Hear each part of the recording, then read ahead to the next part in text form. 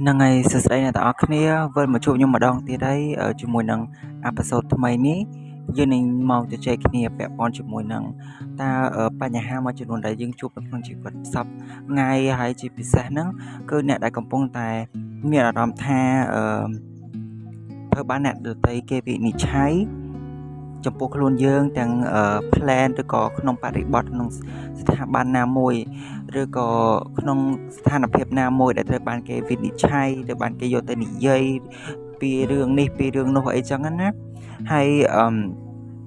ថ្ងៃនេះខ្ញុំនឹងមកបកស្រាយថាតើគួរធ្វើអារម្មណ៍បែបម៉េចឬក៏ការរកដំណោះស្រាយបែបម៉េចនៅក្នុងការដោយវា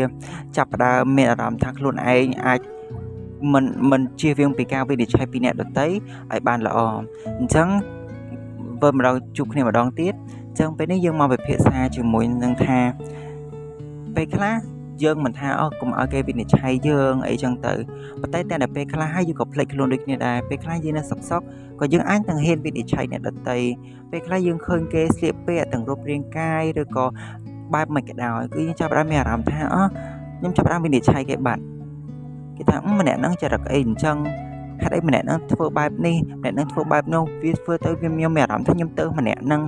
អញ្ចឹងពេលខ្លះលុះត្រាតែយើងខ្លួនឯងដូចគ្នាខ្លួនឯងអត់ចង់ឲ្យគេវិនិច្ឆ័យអីមែនអត់អញ្ចឹងយើងត្រូវប្រាប់ខ្លួនឯងដូចគ្នាពេលខ្លះយើងភ្លេចខ្លួនសូម្បីតែខ្ញុំក៏ដោយក៏បានធ្លាប់វិនិច្ឆ័យគេដូចគ្នាអញ្ចឹង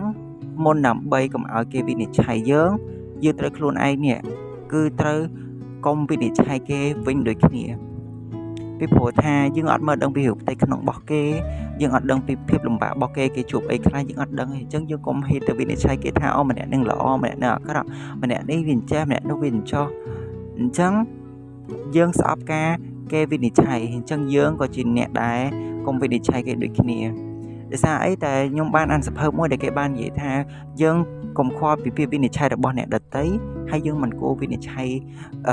គេដូចគ្នាដែរអញ្ចឹងបានន័យថាវាដូចជាការវិលជុំលក្ខណៈថា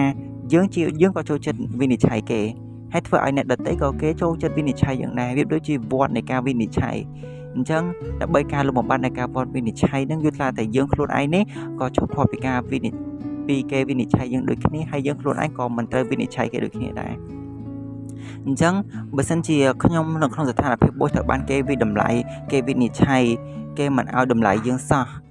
គេយករឿងរបស់យើងទៅនិយាយចោះអញ្ចឹងយើងត្រូវប្រាប់ខ្លួនឯងថាខ្ញុំអត់ត្រូវខ្វល់ពីពាក្យសម្ដីអ្នកដទៃពីព្រោះខ្ញុំដឹងខ្លួនឯងច្បាស់ថាខ្ញុំជាមនុស្សបែបម៉េចពីព្រោះអីគេអាចបានដឹងពីជ្រុងទៀតរបស់ខ្ញុំថាខ្ញុំកំពុងតែជួបអីខ្លះជួបនៅក្នុងហេតុការណ៍បែបម៉េចស្ថានភាពនឹងខ្ញុំ